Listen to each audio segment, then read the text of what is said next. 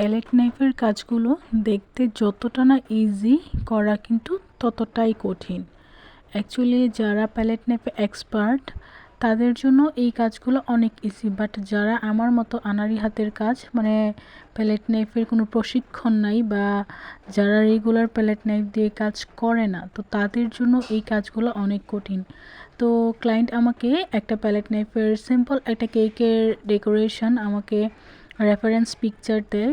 তো আমি সেটা দেখে অর্ডারটা নিয়ে নিলাম। আমি ভাবলাম যে আমি হয়তো পারবো, বাট কেকটা যখন করতে যাই তখন দেখলাম যে না, আমি যে পাপড়িগুলো দিচ্ছি আমার পাপড়িগুলো মানে সেই কেকটার মতন হচ্ছে না, মানে আমি পারতেছি না। তো ক্লায়েন্টকে আমি আগেই বলেছিলাম যে আমি সেম টু সেম করতে পারবো না, কারণ আমার প্যালেট নাইফের কাজের হাতের দক্ষতা খুবই কম। তো সে বলল সমস্যা নেই, আপনি আপনার মতো করেই করেন, বাট এই টাইপের হলেই হবে, আপনি একটু চেষ্টা করেন যেন সুন্দর হয়। তো আমি আমার মতন চেষ্টা করেই করেছিলাম, বাট যদিও লুকটা খুব একটা ভালো আসে নাই, বাট এতটাও খারাপ ক্লায়েন্ট বলে নাই।